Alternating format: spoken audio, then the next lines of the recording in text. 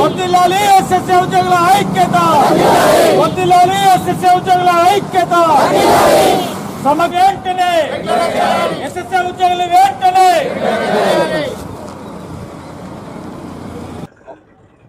గత 15 సంవత్సరాలుగా సమగ్ర శిక్షలో విధులు నిర్వహిస్తున్నటువంటి కాంట్రాక్ట్ అండ్ అవుట్సోర్సింగ్ ఉద్యోగులందరినీ కూడా రెగ్యులరైజేషన్ చేయాలని చెప్పేసి మా ప్రధానమైనటువంటి డిమాండ్. గత ప్రభుత్వాలు కూడా మమ్మల్ని రెగ్యులరైజేషన్ చేస్తామని చెప్పేసి మరి వాళ్ళు దాటవేయడం జరిగింది, మోసం చేయడం జరిగింది. మరి గత ప్రభుత్వం మాకు రెగ్యులరైజేషన్ చేస్తున్నటువంటి సందర్భంలో మరి మేము ఎన్ని ప్రయత్నాలు చేసినా కూడా చివరికి వాళ్ళు మాకు రెగ్యులరైజేషన్ చేయకుండా అలాగే వెళ్ళిపోవడం జరిగింది. మేము గత సంవత్సరం సెప్టెంబర్లో 21 రోజుల పాటు మరి మేమందరం కూడా రాష్ట్ర వ్యాప్తంగా 21 రోజుల పాటు నిరాహార దీక్షలు చేయడం జరిగింది. ఆ సందర్భంలో రాష్ట్ర పిసిసి అధ్యక్షుడిగా ఉన్నటువంటి రేవంత్ రెడ్డి గారు, ఇప్పటి ముఖ్యమంత్రి రేవంత్ రెడ్డి గారు కాంగ్రెస్ ప్రభుత్వం రాగానే 1 నెలలోపు మిమ్మల్ని అందరినీ ప్రగతి భవన్ పిలిపించి చాయ్ బిస్కెట్లు తినే లోపే మీకు రెగ్యులేషన్ చేసి పంపిస్తా అని చెప్పేసి మాట ఇవ్వడం జరిగింది. మరి ఇప్పటికి 9 నెలల కాలం అవుతా ఉంది, ఇంతవరకు కూడా ఊసు లేదు, ఏమీ లేదు.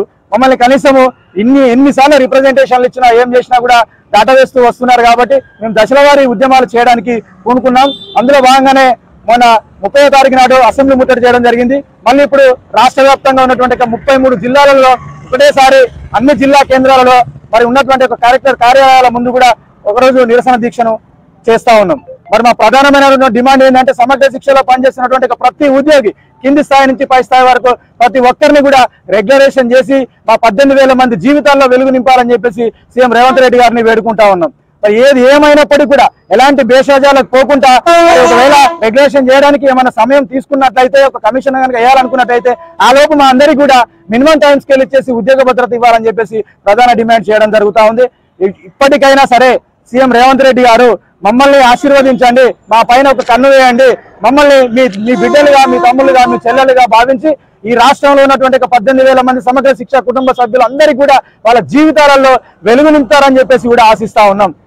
ఇప్పటికైనా సరే ఏది ఏమైనప్పటికీ కూడా దయచేసి మానుకోట జిల్లా జాక్ పక్షాన సమగ్ర శిక్ష ఉద్యోగులందరినీ కూడా రాష్ట్ర వ్యాప్తంగా ఉన్నటువంటి అందరినీ రెగ్యులరైజేషన్ చేయాలని ఈ కలెక్టరేట్ ముందు నిరసన దీక్షలో పాల్గొని ఇక్కడి నుంచి కోరుకోవడం జరుగుతుంది.